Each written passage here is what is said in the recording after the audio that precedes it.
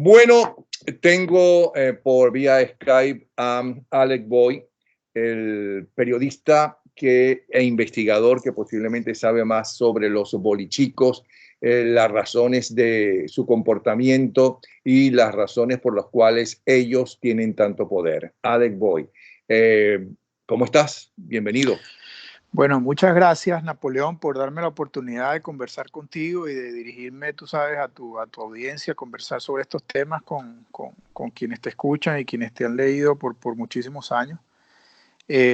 Debo aclararte, antes de que comencemos, que yo no soy periodista bajo el sentido estricto de la definición que se usa en Venezuela. En Venezuela se tiene al periodista como la persona que va y estudia comunicación social o algo de eso en la universidad. Yo no estudié comunicación social en la universidad, yo estudié geología en la Universidad de aquí de Londres y después de estudiar geología hice una maestría en estudios latinoamericanos. Por tanto, aun cuando yo en este país puedo decir que soy periodista, puesto que ejerzo el periodismo, bajo la concepción venezolana, no soy periodista. Estados Unidos pasa lo mismo y en casi todas partes del mundo pasa lo mismo. O sea que Inglaterra no es la excepción. De todas formas, eres periodista, eres investigador, aparte de lo que estudiaste. ¿Por qué te interesó tanto la investigación de la corrupción en Venezuela? Bueno, porque tú sabes que cuando yo empecé a escribir sobre el tema de Venezuela, yo lo hice porque Chávez venía a una conferencia de derechos humanos aquí en la Universidad de Oxford. Y a mí me indignó tanto el hecho de que alguien como Chávez, a quien todos los venezolanos conocimos, pues, cuyo salto a la palestra en Venezuela fue conocida por todos los venezolanos como liderando un golpe de Estado militar. Y que este señor luego, al convertirse en presidente de la República, pues haya venido aquí a dirigirse a una conferencia de derechos humanos, a mí eso me causó muchísima indignación y por ello decidí empezar a crear una página web y empezar a escribir sobre el tema en Venezuela. Al principio yo lo hacía más que nada desde el punto de vista de la crítica de la situación política que había en el país, ¿no? Esto es en 2002, 2003, te acordarás aquellos años, ¿no? Cuando empezó la famosa mesa del diálogo y negociación, que estaba la OEA y el Centro Carter, luego vino el referendo revocatorio, y bueno, de ahí para adelante han pasado un montón de cosas. Claro, pero cuando él fue para la primera vez por lo menos a Londres, creo que es la única, él hablaba de la tercera vía y decía correcto, que su mejor amigo era Tony Blair, ese tipo de cosas. Por lo tanto, era tan golpista como lo fue Rómulo Betancourt en el 45. ¿no? Correcto, entonces Betancourt tenía esa animadversión también. No, yo creo que en aquel momento en Europa nadie lo tomaba como finalmente lo tomaron en sus días finales o en la última etapa de su vida, ¿no? En aquel momento Chávez era una especie de romántico que estaba ayudando a las personas en Venezuela, que estaba ayudando a los pobres en Venezuela. Acuérdate que en aquel entonces Tony Blair, el nuevo Fidel Castro o el nuevo... Correcto. Entonces, él era muy bien visto aquí. Y, por supuesto, él tenía una imagen muy positiva que cuando uno trataba de contrarrestarla diciendo, oye, pero este señor lo agarraron dando un golpe de Estado, oye, pero este señor impuso una Asamblea Nacional Constituyente que no estaba estipulada, oye, pero este señor... Entonces, cuando uno empezaba a citar ejemplos, a uno inmediatamente lo denigraban como que, bueno, pero tú estás en contra de esto, Yo decía, bueno, yo creo que nadie puede estar en contra de que ayuden a los más necesitados, nadie puede estar en contra de que se utilicen los recursos del Estado, oye, para programas sociales de aliviación de la pobreza y todas esas cosas. Ese no es el punto es que este señor está haciendo una serie de cosas a nivel político que no necesariamente van de la mano con esa imagen tan romántica que se tiene de él, como que él es tú sabes, el salvador de los pobres y los desposeídos, y el que va a salvar a Venezuela de la corrupción y toda aquella cosa. O sea, hay que estar claro, si vamos a hablar de lo bueno, también tenemos que hablar de lo malo. Claro. Entonces, ahora bien, el poder que tenía, que tuvo y que hoy tiene Maduro, ese poder se lo dio la Cuarta República. donde, ¿cómo se llama? Donde eso de democracia era muy sui generis, porque cuando los tres poderes están en manos de un grupo, ya se llame Acción Democrática o COPEI, empezando por el poder de las armas, que el jefe supremo es el presidente de la República, siguiendo por, bueno, Miraflores ser el presidente de la República, continuando porque el poder judicial se lo repartían adecos, copellanos y a última hora también cuando empezó a crecer el MAS. Eso no es muy democrático que digamos. Y además era un estado donde el dinero, quien lo maneja, es la clase política. ¿No crees que justamente eso fue lo negativo que hicieron los demócratas? Porque al fin y al cabo, comparado con esto, estos son unos tremendos demócratas y una gente honestísima, ¿no? Sí. Entonces, pero no dejaron de ser ladrones y no dejaron de, inclusive, hubo artículos de la Constitución, los primeros años de la democracia, en que estaban eliminados, que estaban prohibidos, que no estaban, ¿cómo se llama?, activos, y eso era oficial. Claro. ¿Qué dices tú a eso? Eso No, no bueno, induda, a estos, no sé qué, como dice el refrán. indudablemente que la Cuarta República es el padre y la madre de la criatura. Yo siempre he dicho que Acción Democrática y COPEI son los padres del Frankenstein chavista, ¿no? El monstruo chavista fue creado por Acción Democrática, COPEI, y bueno, últimamente, como tú acabas bien de decir muy bien, del chiripero, del MAS y de todos aquellos partidos pequeños que escogieron a Rafael Caldera y terminamos en manos de Chávez, ¿no? Eso es indudable. Es indudable también el estado profundo y galopante de la corrupción en Venezuela, inclusive antes de que Chávez llegara al poder. Alex, pero perdona que te vuelva a interrumpir. A Rafael Caldera lo escogió el pueblo venezolano, que estaba rechazando desde elecciones anteriores la actitud de ICOPEI. Correcto. No está claro.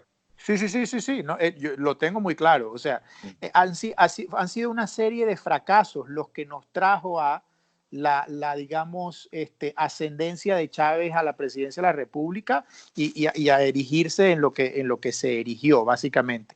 La suprema debilidad de las instituciones del Estado y el supremo asqueo del venezolano en cuanto a la duopolio bipartidista de Acción Democrática de COPEI fue lo que empujó al país a esto. Eso es indudable.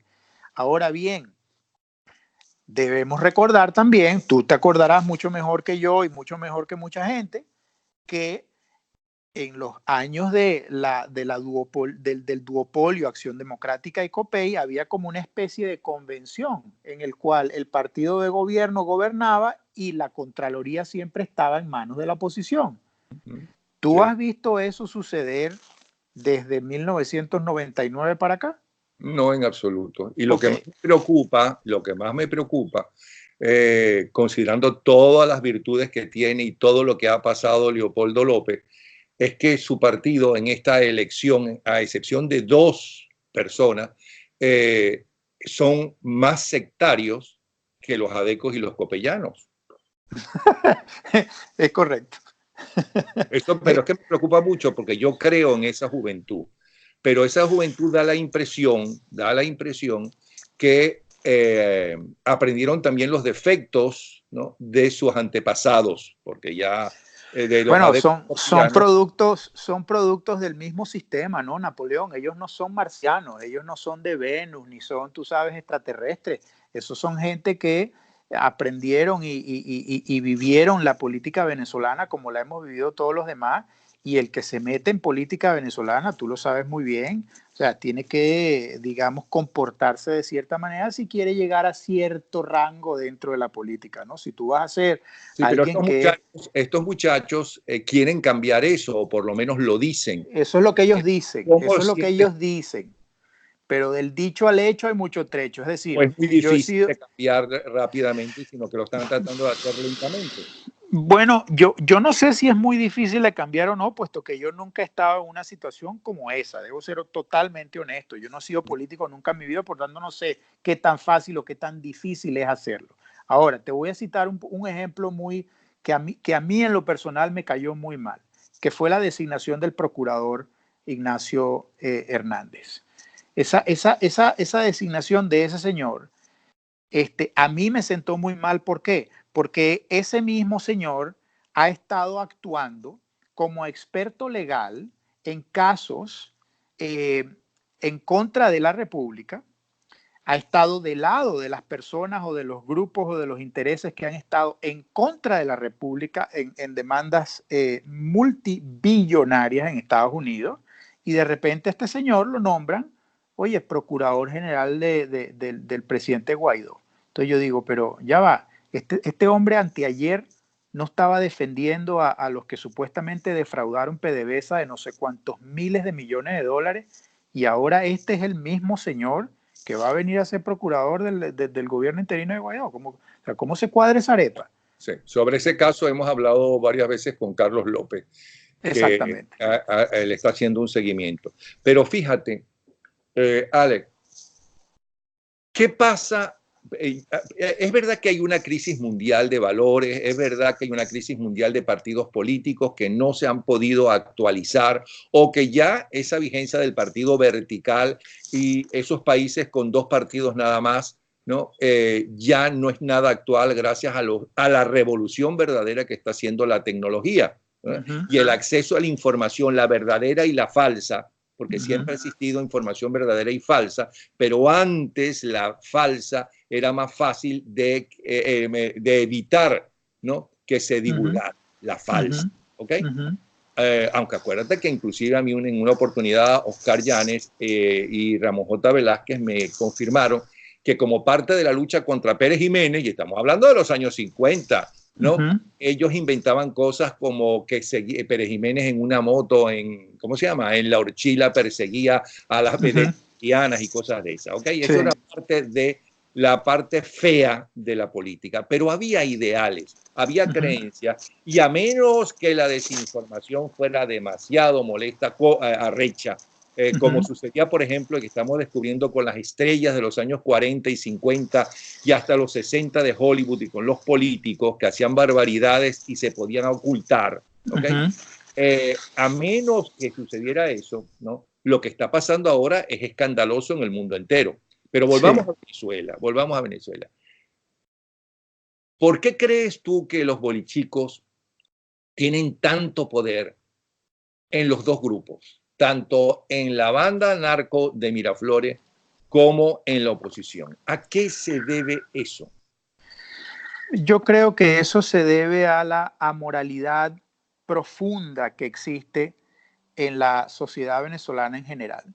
Es decir, esa pérdida de valores que tú mencionabas ahora, de moral, de ética, del sentido de lo que es correcto y de lo que es incorrecto, en Venezuela en particular, es muy evidente. Entonces, lo digo así porque, como tú bien dices, tú de un lado tienes el chavismo y del otro lado tienes la oposición. La oposición pareciera que quiere hacer las cosas de otra forma. Eso es lo que ellos dicen. Pero en la realidad, ellos son un espejo del chavismo. Tú ves las designaciones a dedo, tú ves cómo son completamente irresponsables a la hora de ejercer la política, tú ves cómo no tienen ningún tipo de plan y hacen unas afirmaciones completamente descabelladas en el dominio público, y eso no tiene ninguna consecuencia. Es decir, tú ves que gente como Ramos Ayub está donde está, dentro del estamento político opositor, cuando todo el mundo sabe qué clase de carácter es Ramos Ayub, con quién está emparentado Ramos Ayub, con quién ha trabajado los hijos de Ramos Ayub, quiénes son los amigos y los financistas y todas esas cosas que están detrás, digamos, de la pantalla de Acción Democrática. Entonces dice, oye, ¿por qué los bolichicos tienen tanto poder? Bueno, muy sencillo, porque el estamento político opositor es tan amoral como el chavista. Ahora, con otros nombres, siempre cuando hay cambios dramáticos de gobierno en Venezuela, por lo menos en el siglo pasado, ¿no? Existieron algo como los bolichicos. Después del golpe del 45, emergieron un montón de riquezas gracias al negocio con el Estado, no necesariamente riquezas ilegales, ojo, y ahora te explico por qué. y que tú lo debes saber mejor que yo porque eso es parte de tu estudio en profundidad. Luego, cuando Pérez Jiménez se va del país, en la famosa vaca sagrada, entonces emergieron otro grupo de nacientes empresarios. Y es que tú no puedes hacer negocios importantes en Venezuela porque el dinero lo administra a su real provecho, ¿no? El Estado. El Estado venezolano. Sobre todo cuando el petróleo era supuestamente nacional, lo nacionalizaron. Entonces, los estados los países que crecen hacen exactamente lo contrario. Viven los estados de los impuestos, es decir, del trabajo de las mayorías. Entonces, eso ha hecho que existieran siempre bolichicos, no solamente ahora. Lo que pasa es que ahora, con la degeneración de la sociedad política en el mundo entero y la degeneración de las ideas políticas o la poca actualidad, pues ahora es todavía más escandaloso y mayor. Creo yo. ¿Qué dices tú que sabes de eso?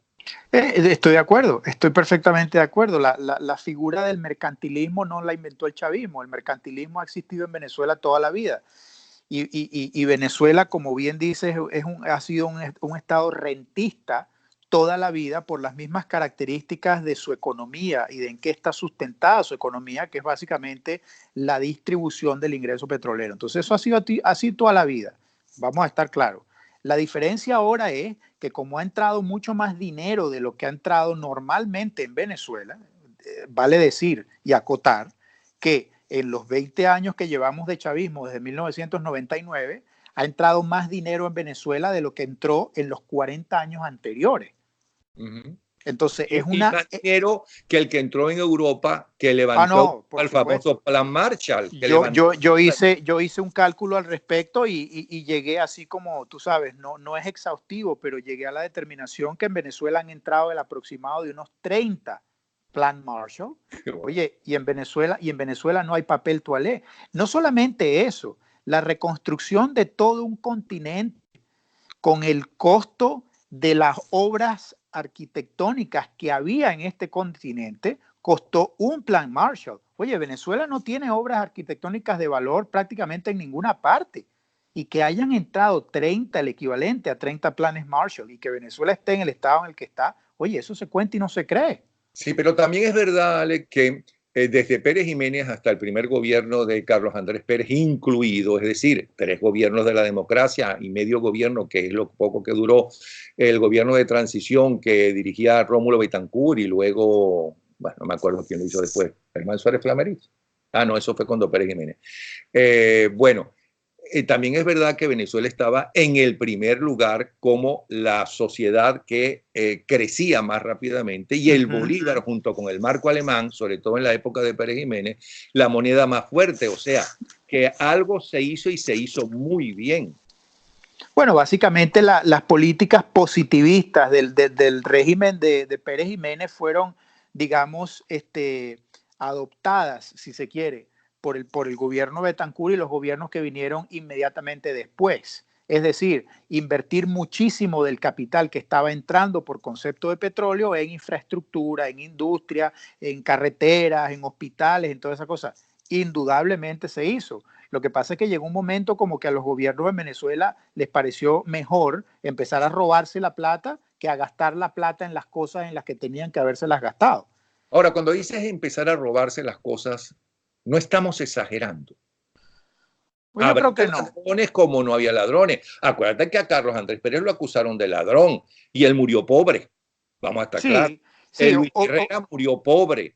Caldera no murió rico, sino en base a esa clase media a la cual él siempre perteneció. Estamos hablando de 3 que yo conozca. No sé cómo murió Raúl Leoni. Rómulo Betancourt no murió rico, ni mucho menos. Por lo tanto, estamos hablando de que cuando menos la enorme mayoría, bueno, Ramón J. Velázquez lo mismo, que los presidentes no eran ladrones. Ahora, ¿cómo ellos podían controlar ellos a la gente en los cuales ellos confiaban y los ponían en los puestos fundamentales para que la gente que estaba debajo de esos ministros no robaran? Porque me consta que en el caso de Luis Herrera, inclusive amigos de toda la vida de él, ¿no?, que estaban en puestos claves, cuando le enviaban una información de que la posibilidad de que estuvieran robando, lo mandaba a investigar. Ahora, si los que él mandaba a investigar no descubrían que eso era cierto, no lo iban a destituir por eso. Pero si era cierto y no lo descubrían, bueno, ¿cómo podía controlar un presidente, ni siquiera un partido, al cual siempre le gustaba que le dieran el Ministerio de Hacienda como una obligación, ¿no? ¿Cómo podían controlar? Y siempre acusan a los presidentes. ¿Cómo controlar la corrupción en un país latino que, según Francisco Herrera Luque, historiador y psiquiatra, lo hemos heredado de la colonia española? También completamente de acuerdo. Y ahí nosotros no somos sino producto como sociedad de lo que veníamos siendo, que no es sino una copia de los conquistadores que llegaron de España y los que vinieron después de ellos. Es decir, a Venezuela, que llegó de España o siempre ha llegado a España, desde España, desde principios de Colón en adelante, básicamente son una pila de aventureros que lo que están buscando es ver cómo se enriquecen lo más pronto posible. Bueno, es decir, siempre estás equivocado, porque con la Guerra Civil Española llegó un montón de gente trabajadora de España. Bueno, sí, pero espérate, ahí hay una diferencia de cuántos años, Napoleón. Estamos hablando de 300, 400 No, es que estoy aclarando que lo de siempre no es así. No, me refiero a los que empezaron a llegar desde un principio, bueno, llegaron a saquear. Obviamente, mi abuelo venía también huyendo de la guerra en España. Mi abuelo murió pobre, tan pobre como los presidentes esos, a lo mejor o más, de los que tú estabas nombrando hace un rato. Es decir, no todo lo que llegó de España era eso, pero lo que llegaba desde un principio, que ponían en funciones de poder, a cargo de las capitanías generales, etcétera, era gente que no venía con ninguna intención. El que no fue pobre, para salirnos de la historia, ¿no? De lo más rápido posible, porque a la gente lamentablemente no le interesa en mayor medida la historia, cuando es tan importante la historia para conocer el presente y hacer el futuro, o conocer los problemas del presente.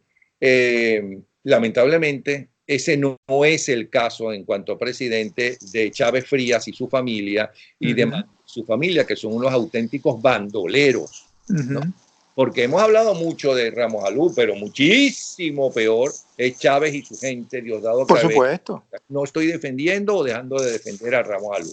No, pero como él primero no tiene ángel y luego tiene tan mal carácter, ¿no? Sí. En quien uno primero piensa es en Ramos Alú. Pero da la impresión que Ramos Alú, de todas formas, quien realmente está detrás de Guaidó, hasta el punto de que prácticamente es un vocero y no el presidente interino, es Leopoldo López. Y yo conozco a Leopoldo López, yo no creo que Leopoldo López sea ningún vagabundo, ni ningún ladrón, ni nada de eso. Puede estar equivocado según nuestro punto de vista en muchas cosas, entre ellos algunas de las personas que allí se seleccionaron. Pero también sé que cuando él estaba en la cárcel, ¿no?, estuvo en desacuerdo con algunas de las cosas que tomaba su partido, y así todo su partido lo tomó. Bueno, yo no, honestamente, yo no puedo meter las manos en la candela por ni un solo político, y desde luego que no lo voy a hacer por Leopoldo López. Es decir, no, yo tampoco, yo no estoy metiendo la mano en la candela. Por eso, yo desconozco si él a nivel personal es honesto o es deshonesto, no lo sé. Yo he tenido un par de intercambios personales, o sea, a nivel personal con ese señor en mi vida, y no te puedo decir si es así o si es asado, no te puedo decir si es honesto o si es deshonesto. Lo que sí te puedo decir, como tú acabas de mencionar de las designaciones, que él puede haber estado en acuerdo o en desacuerdo, o que él pareciera ser, digamos, la cabeza mandante detrás de Guaidó. Lo que sí te puedo decir, por ejemplo, es las reuniones de Lilian Tintori con Fabiola Colmenares en Miami. De eso sí te puedo decir. Entonces, si tú te pones a ver quién es Fabiola Colmenares y con quién ha estado involucrada Fabiola Colmenares, oye, a mí se me empiezan a prender las alarmas. Cuando escuchamos el episodio de los famosos 400 millones de bolívares en la maleta de un carro de Lilian Tintori para comprarle medicinas a la abuelita, que venían precintados directamente del Banco Central de Venezuela, oye, a mí se me prenden las alarmas. Cuando tú me dices a mí que el abogado personal de Leopoldo López acaba de ser designado no hace mucho como la persona que se va a hacer cargo de recuperar supuestamente todos los activos que se han perdido en la República, oye, a mí se me pierden las alarmas. Cuando yo veo y escucho que la gente dice, oye, el próximo presidente de PDVSA es el señor que coescribió un libro con Leopoldo López, a mí se me prenden las alarmas. Entonces, mira, yo no sé. Bueno, y cuando a mí me dicen que uno de sus estrategas y que él mismo anuncia, está involucrado con el narcotráfico y está involucrado en juicios en los Estados Unidos y está involucrado por Uribe y está involucrado por Santos, yo tengo que pensar dos veces, ¿no? ¿Será verdad o será cierto? ¿Será que Uribe y Santos se equivocaron y tienen mala información? Pero por lo menos no lo menciono. Cuando me dicen que algunas de esa gente que los rodea y que los financia son los mismos bolichicos que hacen negocios con el gobierno, bueno, es correcto. Yo trato de pensar, ¿será que sin los bolichicos no se puede gobernar en Venezuela y son los que van a quedar? Bueno, yo creo que en todas estas negociaciones políticas, los políticos tienen que buscar, me imagino yo, tender algún tipo de puente o mantener algún tipo de canal de información o de intercambio de información con el régimen. Ese intercambio de comunicación se imagina uno que tiene que suceder a través de personas que no tienen problema alguno en hablar con cualquiera de las partes. Y por eso vimos el rol, por ejemplo, que se ha discutido y se ha hablado mucho de Raúl Gorrín en los eventos del 30 de abril o los eventos que llevaron al 30 de abril. ¿Por qué Raúl Gorrín? Bueno, Raúl Gorrín es, como bien sabemos, un tipo que está sancionado por las autoridades de los Estados Unidos, un tipo que salió de la nada y ahora de repente es multimillonario. Y Raúl Gorrín no tiene problema alguno en hablar con Cilia Flores, Nicolás Maduro, el bolichico de Derwick, Alejandro Betancourt, Leopoldo López y Guaidó. Entonces, ¿puede Guaidó levantar el teléfono? ¿Puede Guaidó levantar el teléfono y llamar a Cilia Flores si no es a través de algún intermediario de esta calaña? Oye, yo no lo sé. Yo no lo sé porque yo no me muevo en ese ambiente, yo no estoy en ese ámbito, yo no sé cómo funcionan esas supuestas negociaciones y conversaciones e intermediaciones. Lo que sí te puedo decir es que Raúl Gorrín estaba a finales del año pasado arreglando lo que Claudio Fermín, Eduardo Fernández y el resto anunciaron hace una semana atrás. Ahí estaba metido Raúl Gorrín. Sí. Bueno, más de uno dirá, porque así lo dijeron cuando empezaron a acusar a que Guaidó tuvo la protección de grupos de extrema derecha, etcétera. Dijo, bueno, pero por lo menos hacen algo bueno por nosotros. Y hubo un presidente norteamericano que dijo de un presidente latinoamericano, sí, ese es un hijo de puta, pero es nuestro hijo de puta. ¿Será que ellos piensan igual? Es posible que piensen igual. O sea, el problema de Venezuela es que la situación, la resolución de la situación política es algo tan complejo y tiene tantas aristas que no son solamente o necesariamente políticas, que yo creo que los políticos de oposición tienen que indudablemente ponerse creativos a la hora de buscar los interlocutores que tienen que buscarse. Ahora, ¿son esos interlocutores los más idóneos, los más limpios, los más impolutos? Bueno, evidentemente no, porque el que hace negocio en Venezuela, de las magnitudes que han hecho negocio en Venezuela los bolichicos, oye, esos de impolutos no tienen un pelo. Pero, ¿quién más puede hacer ese trabajo? Yo no lo sé. Te vuelvo y repito, yo no soy político, yo no sé cómo funciona eso allá adentro. Lo que sí puedo es emitir opinión sobre las informaciones que le llegan a uno y que se conocen en el dominio público, al igual que haces tú, al igual que hacemos todos los observadores del tema político en Venezuela. Entonces, cuando tú ves que, volviendo a citar otro ejemplo, el señor Gustavo Guaidó va y se reúne en Madrid en celebraciones con Alejandro Betancourt, tú dices, oye, ya un momentico, ¿qué hace este señor reuniéndose con Alejandro Betancourt? Entonces, hay cosas ahí que hieden a corrupción. Entonces, ¿qué es lo que va a producir? ¿Cuál va a ser el producto final de esos encuentros, de esas interlocuciones, de esas intermediaciones? Yo no lo sé, porque desde luego que tenemos 20 años esperando que la oposición haga algo y tiene 20 años haciendo el ridículo, básicamente. Haciendo y bailando, perdón. A lo cual te repito, con la canción de el grupo Desorden Público, creo. Eso es lo que hay. Eso es lo que hay, eso es lo que hay. En una oportunidad me dijo, yo estaba quejándome, tú sabes, en un intercambio con Diego Arria. Amigos invisibles, perdona, amigos invisibles, Okay. los que tienen eso es lo que hay. Estaba Okay. hablando con Diego Arria. ¿Qué Y cosa? yo estaba teniendo un intercambio con Diego Arria y Diego me dijo algo que siempre recuerdo, que es, mira, con esos bueyes tenemos que arrear. Fue la frase de Diego. Entonces, en realidad no hay otros. Por eso te decía hace un rato, oye, obviamente todos estos tipos no son extraterrestres, ellos han crecido ahí, en ese ambiente, en ese milieu, como dicen los franceses. Entonces, evidentemente alguna mala maña se les ha pegado y la mala maña es, oye, pero si estos carajos hacen negocio y hacen guiso con los chavistas, pues a lo mejor nosotros podemos hacer lo mismo también. Es decir, es un poquito de cómo vaya viniendo, vamos viendo en torno a la situación que tienes y en la que vives. O sea, no puedes distanciarte ni separarte de un completo y pretender ser, oye, la madre Teresa Calcuta, que yo no voy a hablar ni con ninguna de esta gente, porque si un tipo como yo, que me la doy, mejor dicho, de incorruptible, lo ponen en un sitio así a tratar de solucionar algo de eso, oye, yo no hablo con ninguno porque yo le conozco cuentos a casi todos. Entonces, si tú no hablas con ninguno, ¿cómo solucionas tú la situación? Ese es el otro problema. Exacto. Pero entonces, a mí mucha gente me critica con el cuento aquel de que, bueno, ¿y qué propones tú? Y lo que yo siempre digo es, yo no tengo por qué proponer nada, porque yo no soy político, ni estoy buscando oficio político, ni estoy buscando una posición política. Yo sencillamente soy un observador y un estudioso de la corrupción. Yo no tengo por qué venirle a resolver la cuestión a los políticos en Venezuela. Ese es el trabajo de los políticos, no mi trabajo.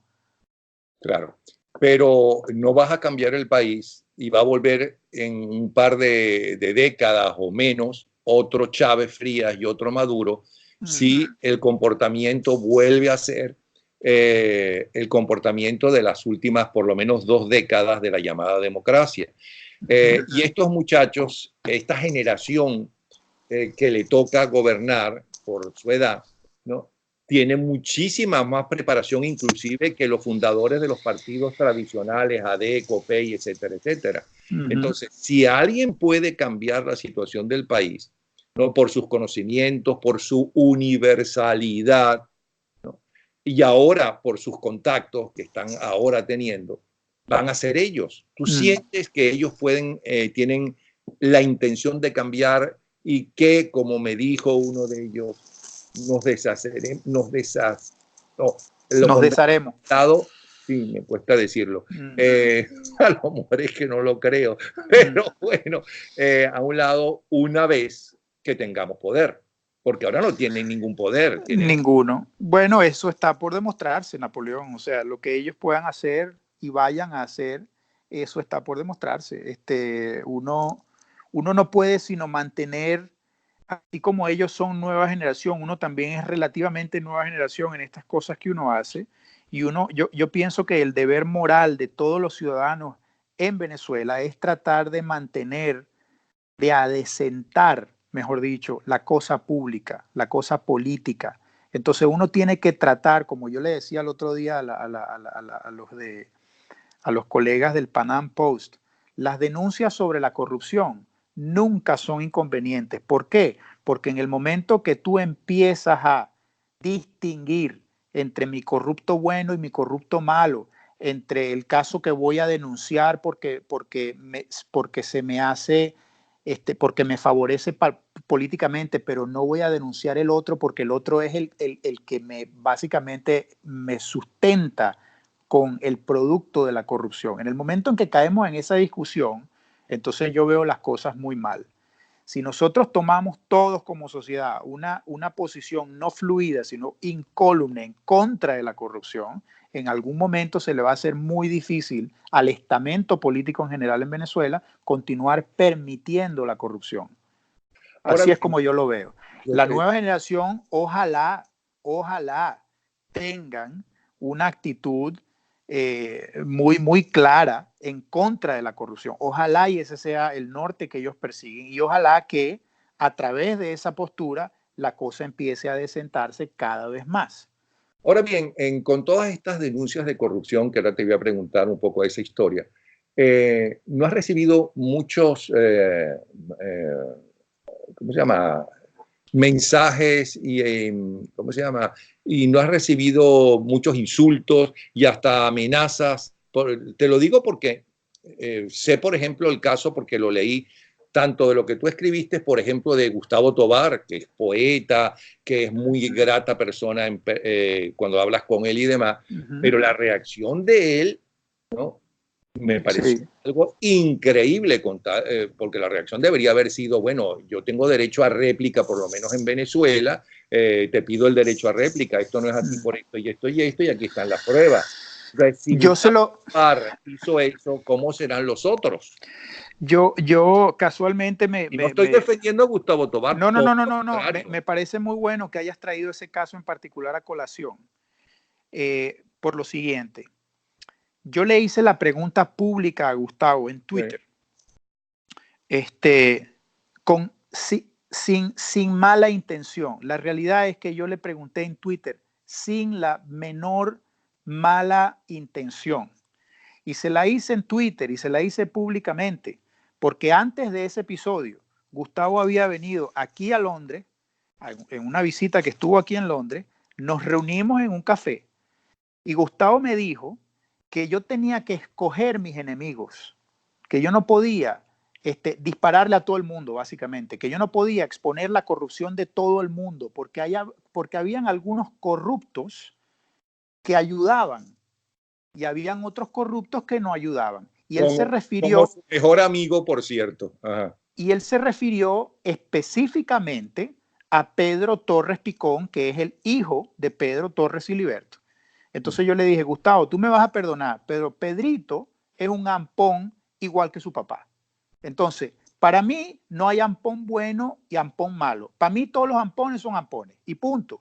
Entonces, en base a esa conversación que yo tuve con Gustavo, personal, fue que yo decidí, oye, déjame preguntarle a Gustavo si él de verdad recibió algún dinero de Gorrín. Mira, él con decir, pero bueno, Alex, tú te volviste loco, yo por supuesto que no he recibido un centavo de Gorrín, con eso hacía.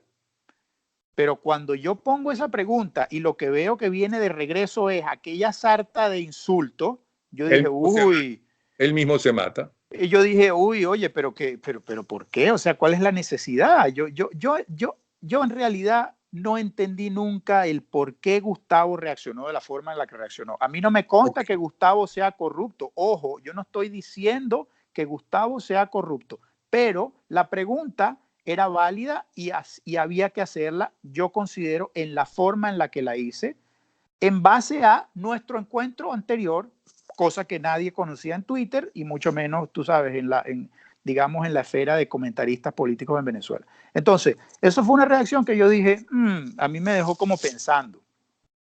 Vuelvo y repito, no voy a decir que él es corrupto. No me consta, no lo sé. No lo voy a decir porque sería irresponsable de mi parte. Pero la reacción destemplada me dejó como que, oye, Ok, ¿por qué? si yo puse ese caso, ¿no? Porque conozco a Gustavo Tobar, y para mí fue una sorpresa esa forma de reaccionar. Por eso te pregunté, si Gustavo Tobar reaccionó así, los que tienen fama de intolerantes, de ladrones, ¿no?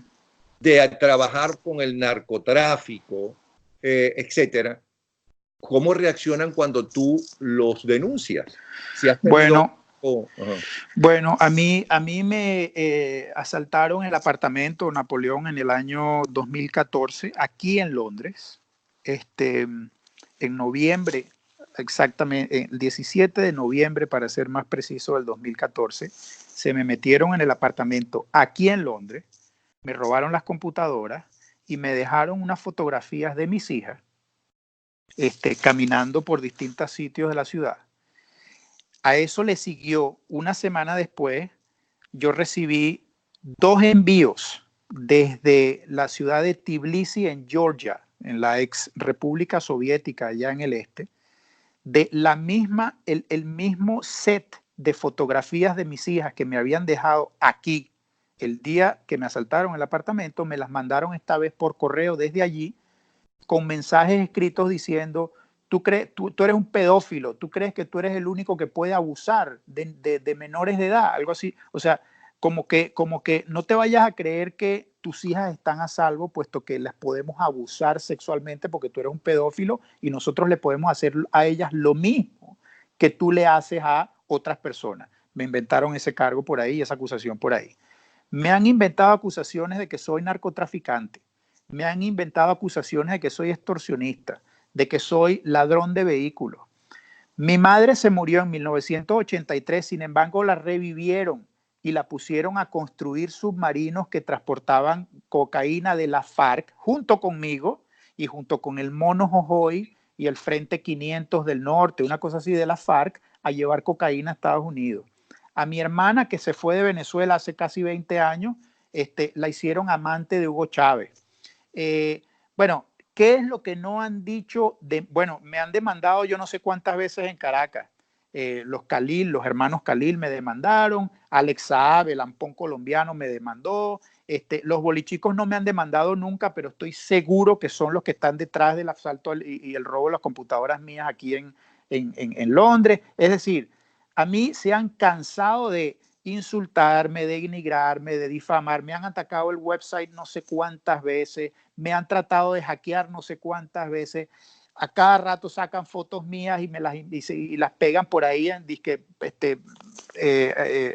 órdenes de arresto del 6CPC. Es decir, ¿qué es lo que no han dicho de mí? Te voy a decir que no han dicho. No han dicho ni una sola vez, ni han demostrado ni una sola vez ninguna de esas acusaciones. No me han visto metido capitaneando ningún submarino, no me han visto robando en ningún carro en ninguna parte, no me han visto involucrado en nada de narcotráfico, no tengo ningún expediente abierto por pedofilia en ninguna parte del mundo. Es decir, todas las acusaciones se caen por su propio peso porque son tan descabelladas, son tan locas que es imposible de demostrar. Okay. Eso es lo que hacen contra mí. La pregunta lógica que tengo que hacer, porque yo no trabajo para nadie en especial, sino trato de buscar la información a través de quienes la tienen, es decir, ¿por qué tú no haces exactamente lo mismo o la oposición no hace exactamente lo mismo con el régimen venezolano? Es decir, ¿cómo puedo pensar yo que todo lo que dicen es verdad? ¿Y cómo puedo pensar que todo lo que tú escribes es verdad?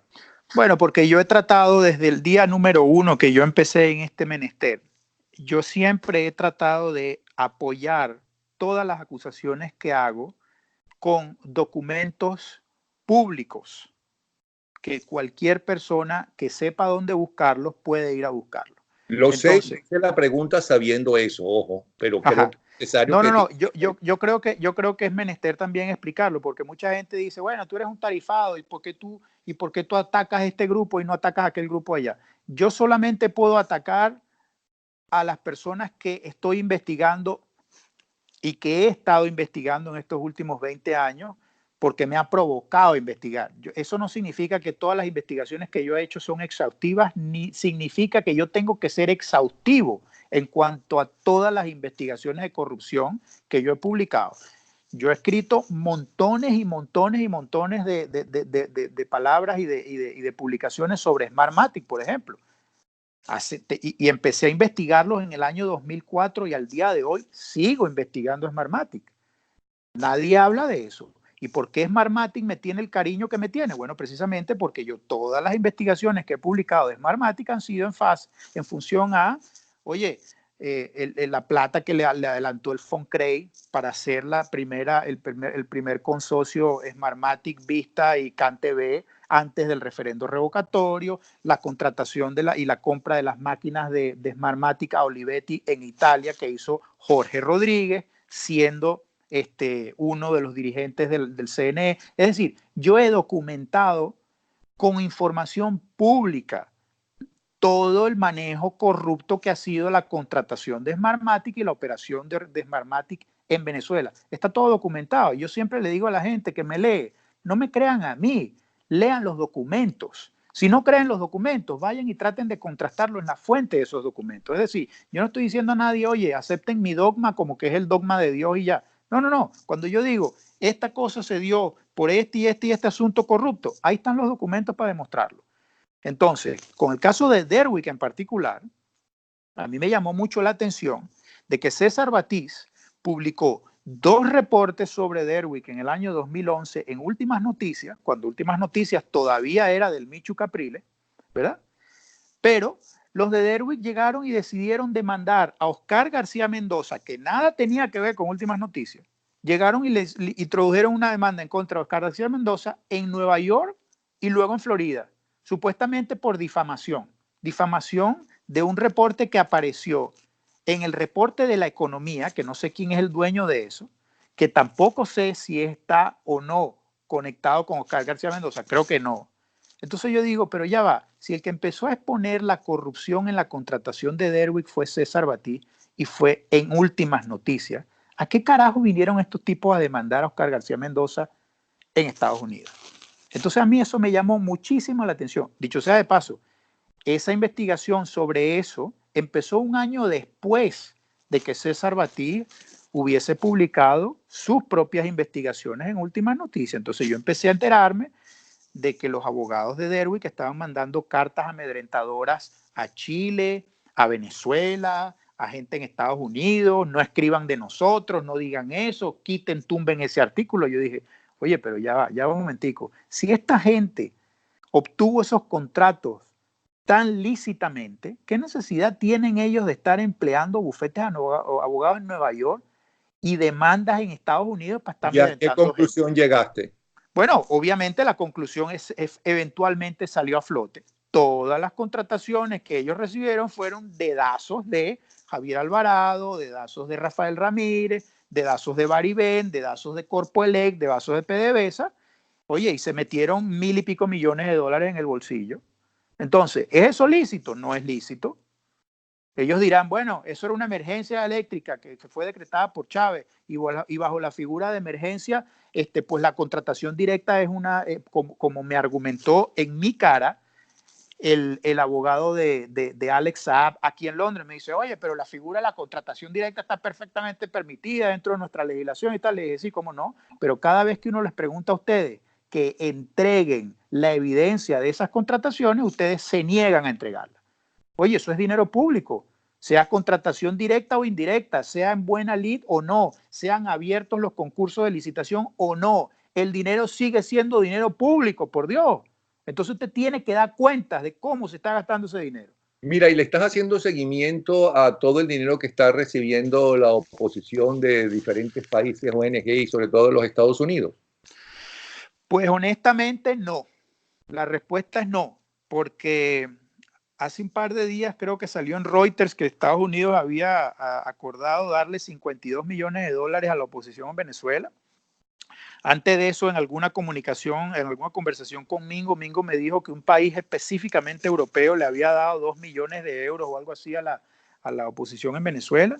Estoy al tanto, gracias a Daniel Lara Faría, de algunos intentos de solicitar fondos para la operación política de Guaidó por parte de personas que crecieron con él, uno que se llama Víctor Salcedo y creo que el hermano de él también está metido en algo de eso también, pero honestamente no le estaba haciendo el seguimiento al Pero ¿sabes por qué te lo pregunto? Porque yo sí creo que es muy importante tanto para los muchachos honestos que están detrás de la dirigencia de la oposición, pero sobre todo para el país, para que el país cambie, de que haya una investigación no porque piense que puedan robar o no, ojo, sino que es absolutamente necesario que así como hay que investigar a esta banda que está en Miraflores, ¿no? Investigar, ¿no?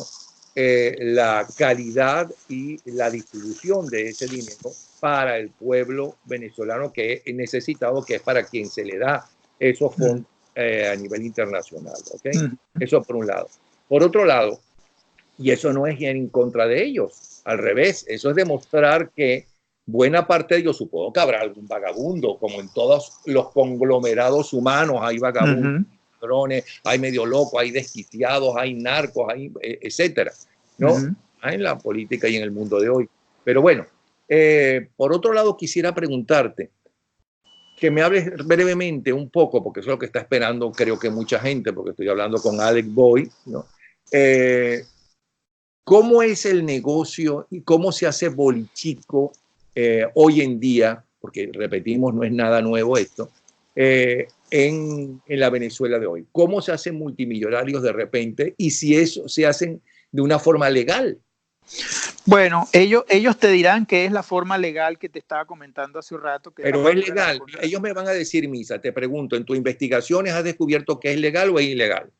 Para mí no es legal. No es legal porque estamos hablando de dinero público. Entonces, si tú eres el Estado y tú me dices a mí, yo me llamo Derwick y tú te llamas Venezuela. Si tú me dices a mí, oye Derwick, te voy a dar una contratación directa para que me traigas 30 plantas eléctricas nuevas, termogeneradoras, para solucionar el problema de la electricidad en Venezuela. Y yo llego y te vendo a ti un poco de cachivache de tercera mano que compré en China, en Tanzania, en Marruecos y en quién sabe dónde, que no sirven, y te las vendo a 3 o 4 veces el precio de lo que costarían nuevas. Y además de eso, no resuelvo el problema de la electricidad en Venezuela, entonces eso no es legal. Y ellos lo podrán, mira, ellos podrán explicar como les dé la gana la figura de la contratación directa. Pero la pregunta y la respuesta sigue siendo, ¿solucionó usted el problema, sí o no? No lo solucionaron. ¿Cobraron ustedes el justiprecio que tenían que haber cobrado por esos equipos? No lo cobraron. Entonces, imposible que argumenten que eso fue legal. Pero dentro de los dos delincuentes, el mayor delincuente sería yo, que represento al Estado. Por Porque mi supuesto, obligación es por buscar supuesto. primero las diferentes personas o entidades que me puedan proveer de lo que Venezuela y el pueblo venezolano necesita. Segundo, que el precio que me están dando está a nivel internacional y si puedo hasta más bajo, no sé, Por porque yo tengo que supuesto. defender el dinero que no es mío, sino de los venezolanos del Estado, ¿no? Correcto. Y en tercer lugar, yo soy un delincuente porque hago exactamente lo que no estoy ahí para hacer. Correcto. No solamente que estás haciendo lo que no debes hacer, sino que además como Estado estás previniendo que la Contraloría y la Procuraduría, etcétera, hagan su relativa labor de control del gasto de los dineros públicos en negocios como este. Entonces, ¿qué ocurre? Que de todas formas, aunque sean a dedo, tienen que investigarlo porque Por son supuesto. responsables también porque Por no supuesto. están haciendo su trabajo. Por supuesto. Entonces tú ves, por ejemplo, cómo en estas contrataciones que se le dieron a dedo a Derwick, tú ves, por ejemplo, cláusulas de confidencialidad en donde solamente con el permiso de una de las partes, la otra parte puede hablar y la otra parte puede revelar detalles y puede dar explicaciones. ¿Dónde en la vida se ha visto una vaina así? Oye, si tú eres Estado y tú estás contratando a una contratista para que te haga, para que te venda un servicio, una máquina X, tú no le puedes estar dando ninguna cláusula de confidencialidad a esa empresa. Tú estás lidiando con dinero del Estado, con dinero público, y ahí no hay cláusula de confidencialidad que caiga, ni una.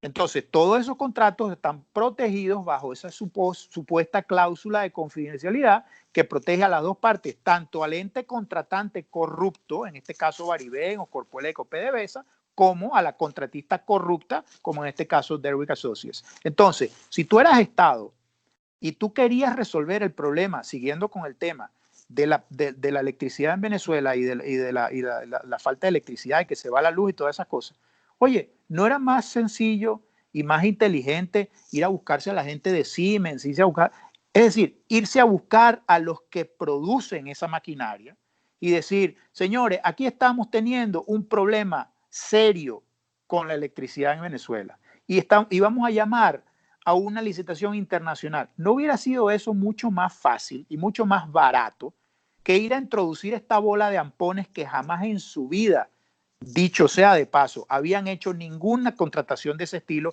ni habían trabajado en absolutamente nada que tuviera que ver con generación de energía eléctrica en ninguna parte del mundo? Entonces, ¿qué agregaron ellos a la fórmula? Sencillamente, ellos agregaron costo.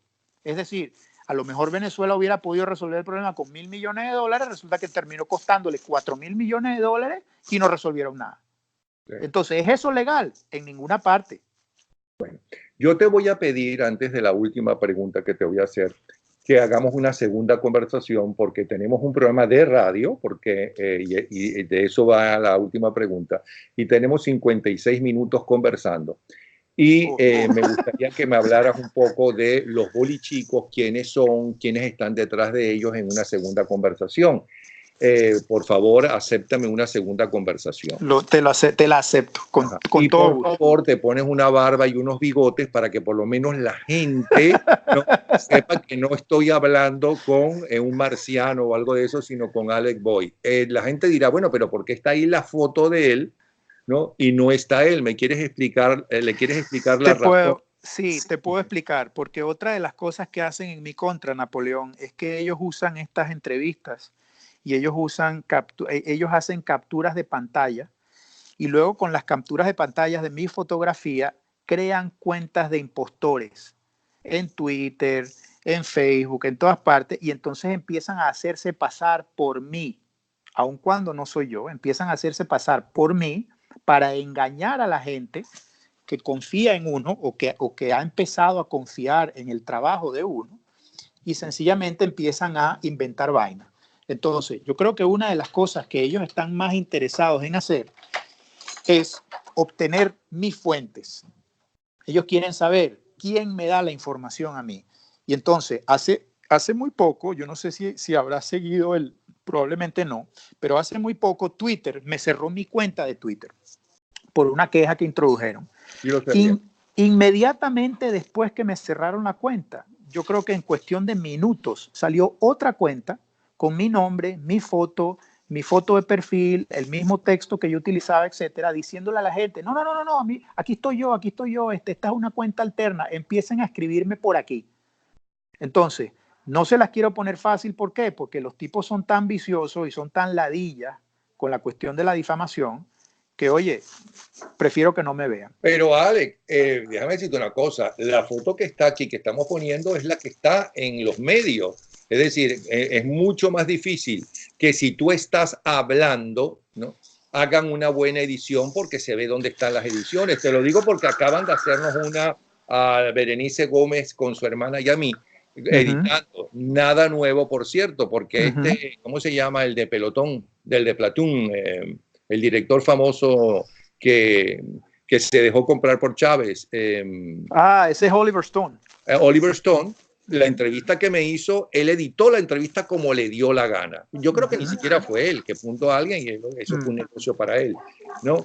Pero es mucho más difícil y se nota cuando está editado. ¿Me explico? Bueno, ahora hay unas técnicas, tú hablabas de la tecnología hace rato, ¿no? Y ahora entre todos los avances tecnológicos que hay una técnica que se llama deepfake, que gente con mucho dinero, como es el caso de todos estos ampones de lo que hemos estado conversando, pueden fácilmente hacer, que es que agarran tu imagen y sencillamente te doblan y te ponen a hablar cualquier cantidad de barbaridades que tú jamás has dicho. Entonces, como yo sé con quién estoy lidiando y como yo sé que esto es la criminalidad organizada, no solamente la criminalidad organizada venezolana, ojo, aquí hay la criminalidad organizada colombiana, rusa, cubana, es decir, la peor escoria del planeta se ha congregado allí en torno al chavismo y son enemigos de armas tomar. Entonces, oye, si uno no se la puede poner fácil a esa gente. Claro, claro. Bueno, nos vemos la semana que viene. Bueno, nos oímos la semana que viene. Ok. Un abrazo, ¿sí? Alex, igualmente. Que es, como ustedes saben, el investigador y periodista que te van a regañar. ¿Quién me va a regañar? Bueno, los periodistas en Venezuela que no les gusta que digan que yo soy periodista. Yo soy Premio Nacional de Periodismo en varias oportunidades, o sea que los regaños me interesan poco y los verdaderos periodistas estarían de acuerdo conmigo. Una cosa es Venezuela, ¿no?, y sus avances gremiales y otra cosa es el resto del mundo. Gracias, Alex. Seguimos conversando la semana que viene. Alec Boy, iba a decirles, periodista e investigador más conocido sobre los bolichicos, de los cuales hablaremos la semana que viene.